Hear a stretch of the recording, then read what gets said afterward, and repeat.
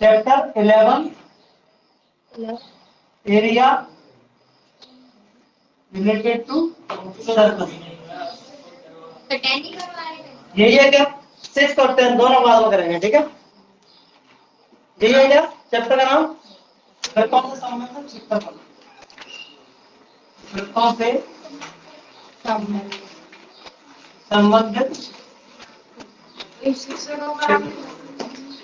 दोनों क्लास में करेंगे, ठीक है? 6 को भी और 10 को लग रहा है?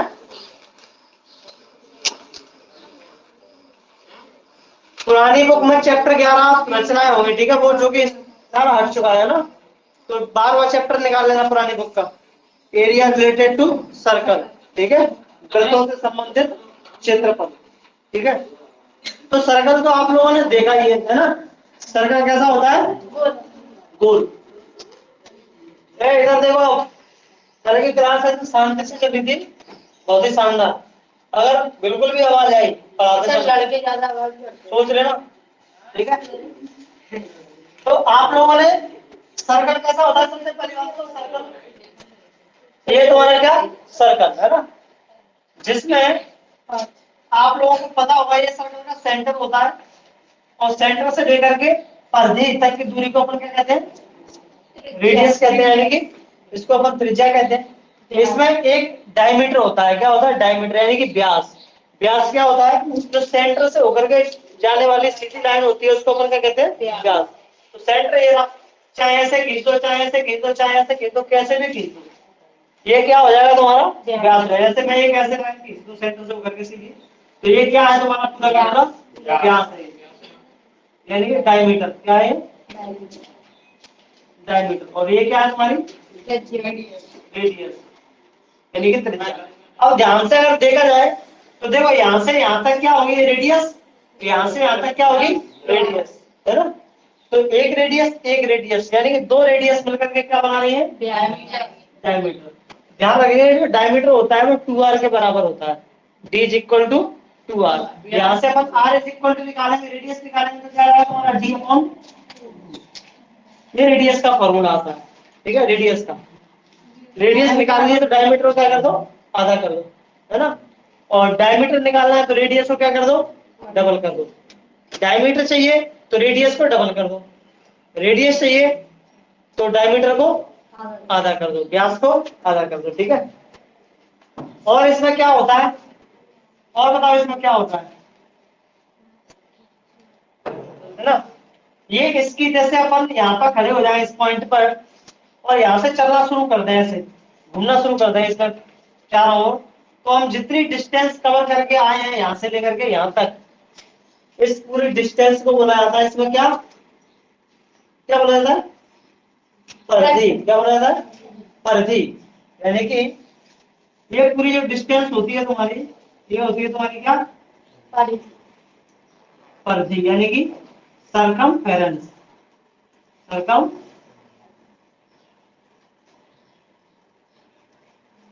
सरकमफेरेंस, ठीक है? परिधि। परिधि आती कैसे है, निकाला कैसे जाता है इस परिधि को? इसका फॉर्मूला क्या होता है? तो अच्छा, एक चीज और, जैसे ये तुम्हारा परिधि हो गई, और क्या होता है इसका फॉर्मूला? 2 pi are. याद हो सबको? कैसे आता है 2 पाई आर? देखो, पाई की वैल्यू, इसमें जो पाई है, पाई क्या होता है ना? 22/7 होती है पाई की वैल्यू, है ना? ये कैसे आती है 22/7?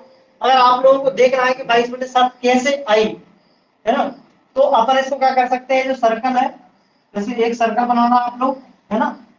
इस सर्कल को यहाँ से कट कर देना, एक जगह से कट करेंगे, फिर इसको कट करके आप लोग क्या कर देना? ऐसे इसकी लेंथ नाप लेना। क्या करना? इसकी लेंथ नाप लेना। ऐसे कट कर दिया, जैसे मतलब धागा से बना लेना, फिर रस्सी से बना लेना, फिर उसको कट कर देना, ऐसे बिछा देना, और उसकी आराम से इंची टेप से क्या कर सकते हो? लेंथ माप सकते हो। इसमें तो इंची टेप से नहीं माप सकते ना लेंथ, कैसे घुमा घुमा के बनाएंगे, मापेंगे, दिक्कत हो जाएगी उसमें तो मापने में। तो क्या करो, इसको इस तरह से कट कर दो, और कट करके इसकी क्या कर लो? लेंथ को माप लो। फिर आप लोग क्या करना? इसका डायमीटर लेना, डायमीटर भी नाप लेना, ठीक है।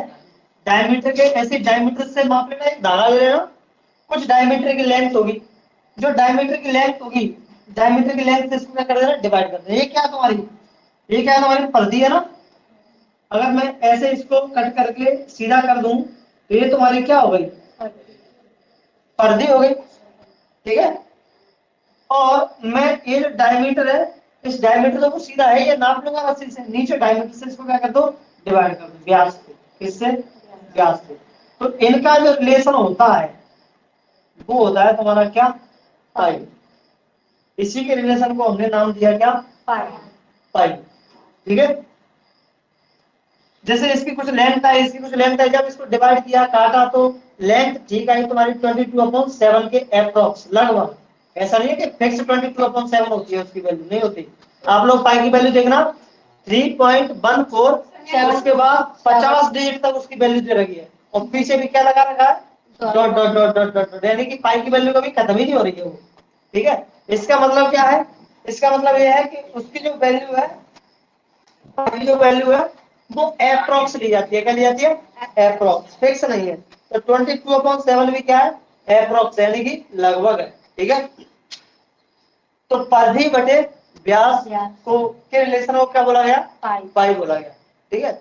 अब यहाँ पर अपने जो इंग्लिश के जो एबीसीडी वर्ड वगैरह होते हैं, अपनी जो एबीसीडी होते हैं ना, अल्फाबेट्स होते हैं, उन सबको हमने कहीं ना कहीं यूज कर रखा है।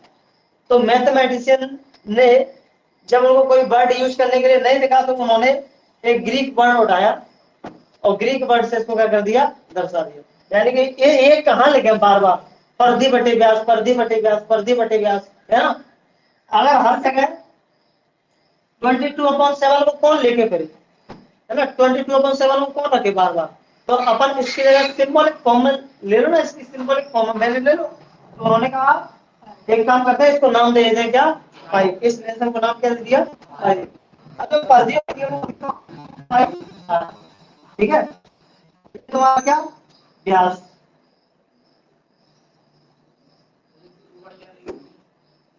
हाँ, यहाँ से अगर आप लोग क्या करोगे, परिधि का वो निकालोगे फॉर्मूला, यहीं से परिधि का फॉर्मूला आता है सरकमफेरेंस में। कैसे आता है, व्यास का पाई में क्या कर दो, मल्टीप्लाई कर दो, ठीक है। और तुम्हें पता है व्यास क्या होता है तुम्हारा, 2r। तो तुम्हारा यहाँ से परिधि का उसका सरकमफेरेंस का फॉर्मूला बन जाता है 2πr। इस तरीके से क्या बन गया तुम्हारा, सरकमफेरेंस का फॉर्मूला बन गया, ठीक है। और इसमें क्या आ रहा है तुम्हारा, एक होता है इसका क्षेत्रफल। तो क्षेत्रफल क्या होता है, जैसे ये सर्कल है ना, सर्कल में ये पूरा क्या है इसका एरिया, क्या है एरिया, ठीक है। निकालना हमने सीखा है 8th क्लास में, है ना। इसका एरिया क्या होता है, एरिया ऑफ सर्कल बराबर पाई आर स्क्वायर, ठीक है। बताऊं कैसे आता है पाई आर स्क्वायर, इसकी तरफ नहीं ना, बताने की जरूरत नहीं है, 8th क्लास में सीखते हैं अपन, और तो 10th क्लास में पढ़ने बड़े हो गए, है ना, उन्हीं को पढ़ते रहेंगे। चलो छोड़ो, ठीक है। पाई आर स्क्वायर बताना जानना है तो ऐसे कर सकते हो आप, कैसे आए पाई आर स्क्वायर, जैसे एक सर्कल लेना, सर्कल के टुकड़े कर लेना, ऐसे जितने चाहो उतने टुकड़े कर लेना, ठीक है। मैंने कितने कर लिए, 8 कर लिए। इसका एक टुकड़ा अपन देखेंगे निकाल के तो वो कुछ ऐसा दिखेगा, है ना, निकालेंगे ऐसे दिखेगा ना। अब आप लोग इसके टुकड़ों को निकाल निकाल के क्या कर लो,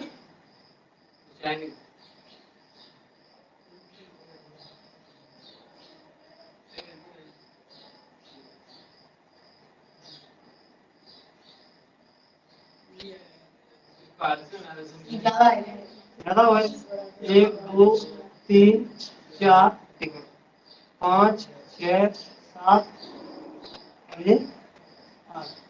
चलो ठीक है, ज्यादा हो गए जितने भी है, ठीक है। अब देखना, अब कितने हो गए, 10 हो गए। अब देखो मैंने इसको क्या कर दिया, टुकड़ों को जमा दिया इस तरीके से। अब देखना मैंने यहाँ से इसको आधा किया, यहाँ से, तो ये वाली जो लाइन है, ये वाली जो आधी पर्दी है वो तो आ गई होगी ऊपर, है ना, आधी सरकम परस तो पहुंच गई होगी ऊपर पाई आर, तो आधी सरकम परस कहाँ गई होगी, और ये क्या है तुम्हारा रेडियस, रेडियस ही तो है, क्या है रेडियस। और तुम्हें दिख क्या रहा है? रेक्टेंगुलर। रेक्टेंगल क्या दिख रहा है? रेक्टेंगुलर है ना, रेक्टेंगुलर फिगर दिख रहा है, रेक्टेंगल दिख रहा है। और रेक्टेंगल का एरिया क्या होता है? Length into. तो तुम रेक्टेंगल का एरिया निकालो। एरिया ऑफ रेक्टेंगल क्या होता है? Length into breadth. लेंथ क्या है? पाई आर। ब्रेथ क्या है? आर। आंसर क्या आएगा? Pi R square. Pi R square. ठीक है। और ये क्या, किसका पोस्टमार्टम था? सर्कल का, है ना। तो इनडायरेक्टली किसका फॉर्मूला आ गया? सर्कल का। तो एरिया ऑफ सर्कल क्या होता है तुम्हारा? पाई आर स्क्वायर। ठीक है। कितना नोट करोगे फटाफट से करना।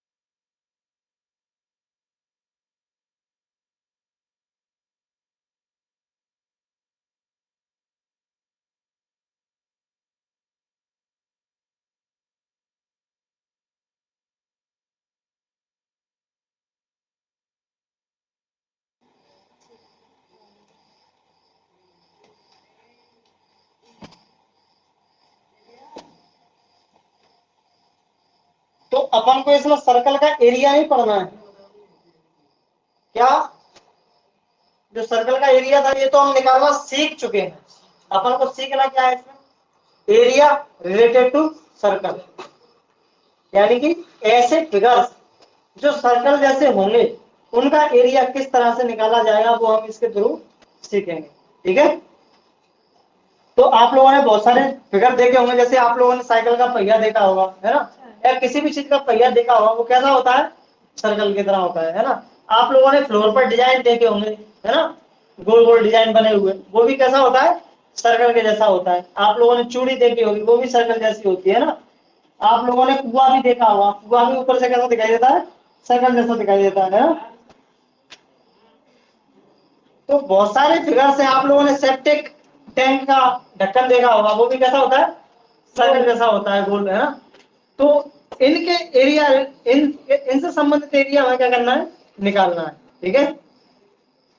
लेकिन ऐसा करने के लिए हमें और फॉर्मूला की जरूरत पड़ेगी। ये जो इनमें से तो किसी भी फॉर्मूला का काम नहीं आया। ठीक है। ये तो मैंने तुम्हें बेसिक था जो बता दिया। अब देखो सर्कल की, और इस चैप्टर की शुरुआत तो कब होगी तुम्हारी?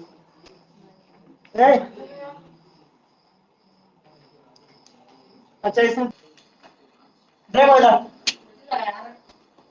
ये है तुम्हारा सर्कल। ठीक है।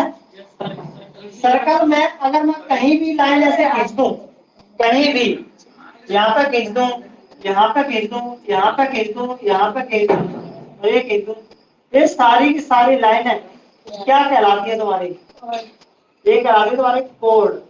क्या? जीवा। जीवा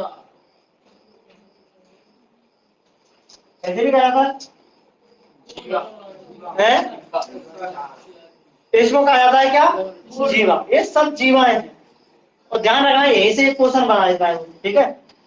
कि वृत्त की सबसे बड़ी जीवा को क्या कहते हैं? सबसे बड़ी जीवा को क्या कहते हैं? सबसे बड़ी जीवा तो यही होगी ना, जो सेंटर से होकर के निकल के जा रही है। तो इसी को कहा जाता है क्या? व्यास। तो व्यास जो है वो क्या है? वृत्त की सबसे बड़ी जीवा होती है। जो डायमीटर है वो क्या होती है? वो क्या होता है?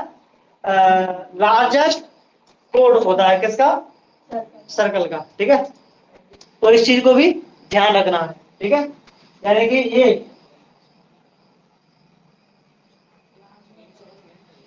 व्यास सबसे बड़ी जीवा होती है। ठीक है।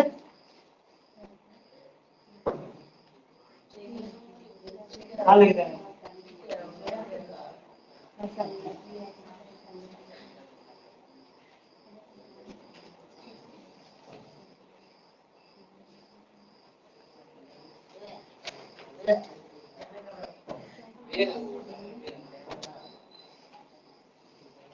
ठीक है। और देखो इधर इसमें ये जो तुम्हारा सर्कल है, सर्कल का ये बना दिया मैंने क्या, कोड, यानी कि जीवा। इसमें एक एरिया तो तुम्हें ये मिलेगा और एक एरिया तुम्हें ये वाला मिलेगा। ठीक है, तो ये वाला जो एरिया है इसको अपन बोलते हैं क्या, माइनर सेगमेंट, माइनर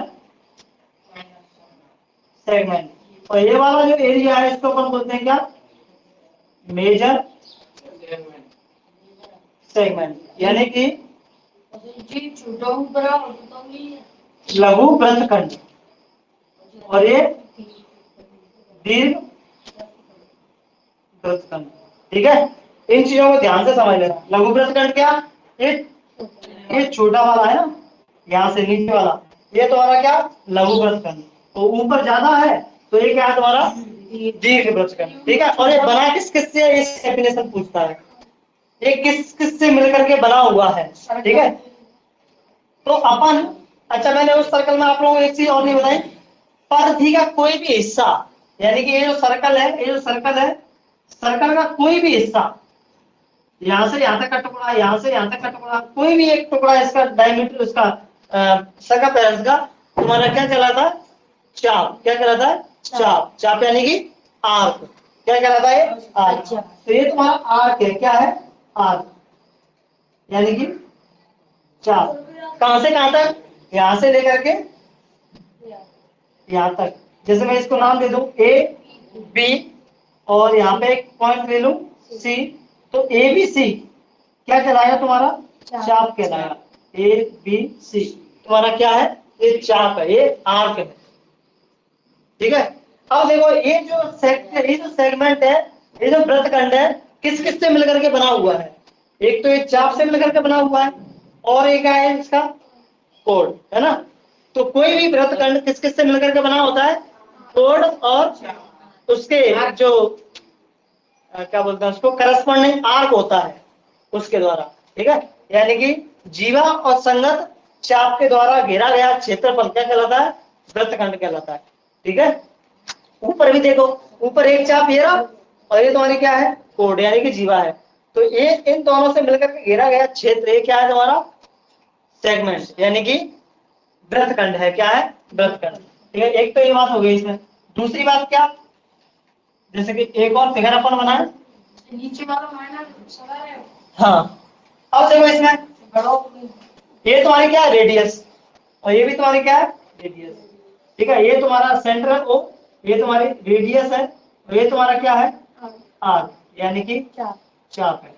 अब इसके द्वारा जो घेरा गया एरिया है, ये वाला एरिया, इस एरिया को अपन कहते हैं क्या, माइनर सेक्टर। क्या कहते हैं, माइनर सेक्टर, यानी कि लघु त्रिज्याखंड, लघु त्रिज्याखंड। ठीक है, तो ऐसे ही ऊपर भी तो है, ऊपर भी तो एक एरिया बनेगा इस तरह से, ये वाला ऊपर भी तो एक एरिया बनेगा इस तरह से। तो ये जो एरिया है ये कहलाएगा तुम्हारा क्या, लघु, वो दीर्घ त्रिज्याखंड, दीर्घ त्रिज्याखंड। तो कंफ्यूज नहीं होना है इसमें, त्रिज्याखंड में और वृत्तखंड में। जो वृत्तखंड है वो चाप से और जीवा से बन रहा है, और जो त्रिज्याखंड है वो चाप से और त्रिज्या से मिलकर के बन रहा है। रेडियस, यहाँ पर रेडियस है, और यहाँ पर क्या है, कॉर्ड है, यानी कि जीवा है। तो जीवा और चाप के द्वारा घेरा गया क्षेत्र सेक्टर, वो सेगमेंट है, और त्रिज्या और आर्क के द्वारा घेरा गया क्षेत्र क्या है तुम्हारा, सेक्टर। ठीक है, कंफ्यूज नहीं करना है बिल्कुल भी। ये होगा तुम्हारा मेजर सेक्टर। ठीक है, इसका फॉर्मूला क्या होगा, देखो यहाँ पे देखो, दोनों त्रिज्या के बीच में एक एंगल बनना है। क्या बनना है, एंगल। अगर हमें इसका एरिया निकालना हो, किसका, इसका एरिया, एरिया की बात होगी इसकी, लघु त्रिज्या खंड का क्षेत्रफल, जैसे कि त्रिज्या खंड का क्षेत्रफल, त्रिज्या खंड का, अच्छा मैं इधर लिख देता हूँ। ठीक है,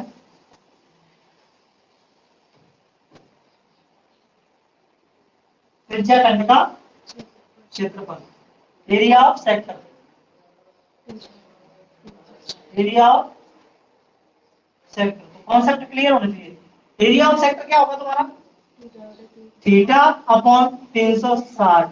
ये तो आना ही है, क्योंकि कितना कोण बन रहा है तुमने क्लास में बताओ, ढंग से रहा करो है। तो फोड़ फोड़ के तुम ऐसा कर दूंगा बढ़िया। अभी कुछ पूछ लूंगा नहीं बता पाया, ध्यान रखना।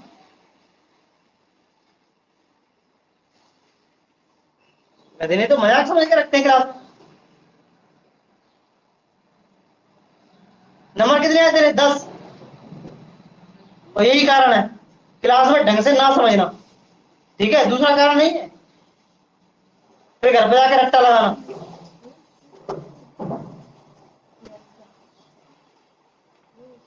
गधे नहीं तो थीटा अपॉन 360, ये तो आना ही आना है, चाहे वो सेक्टर का एरिया हो चाहे वो वृत्तखंड का क्षेत्रफल हो, किसी का भी हो, उसमें थीटा अपॉन 360 तो आएगा ही, ठीक है, क्योंकि यहाँ पे एंगल बन रहा है। तो पूरा एंगल कितने का, 360 का। तो ये कितने का एंगल बन रहा है, पूरे में से कितने का बन रहा है बोलो, और साथ में मल्टीप्लाई करो किसका, क्योंकि हम निकालना है एरिया। क्या निकालना है, एरिया। त्रिज्या खंड का क्षेत्रफल, तो क्षेत्रफल से तो मल्टीप्लाई कर दो, पाई आर स्क्वायर, थीटा बटे 360 गुणा पाई आर स्क्वायर, ठीक है। एक फॉर्मूला और बनेगा यहाँ पे, चाप की लंबाई, चाप की लंबाई, लेंथ ऑफ आर। तो देखो चाप की लंबाई निकालनी हो तो भाई थीटा अपॉन 360। अब चाप की लंबाई निकालनी ना, ये वाला चाप, ये तो ये किसका हिस्सा है, सरकमफेरेंस का। तो हम इसमें किसका मल्टीप्लाई करेंगे, 2 पाई आर का, सरकमफेरेंस का, ठीक है। तो ध्यान रखना है यहाँ पे पाई आर स्क्वायर का मल्टीप्लाई क्यों हो रहा है, क्योंकि हमें एरिया निकालना है। यहाँ पे चाप की लंबाई निकालनी है, चाप का जो चाप जो है आर्क जो है किसका हिस्सा है, सरकमफेरेंस का, इसलिए हम किसका मल्टीप्लाई करना है, सरकमफेरेंस का, ठीक है। तो दो फॉर्मूले ये हो गए तुम्हारे, ठीक है। और इसमें क्या चीज बची हुई है तुम्हारे लिए,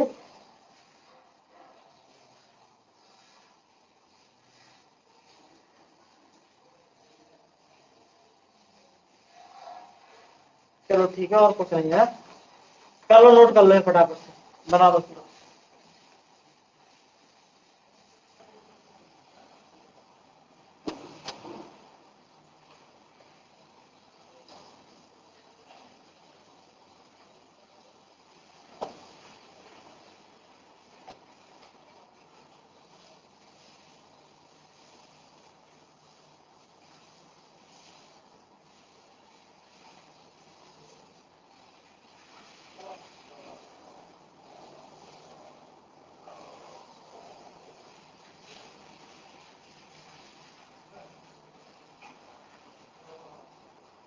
ये लिख लो, ठीक है, डेफिनेशन इसकी, two radius and corresponding arc is called a sector.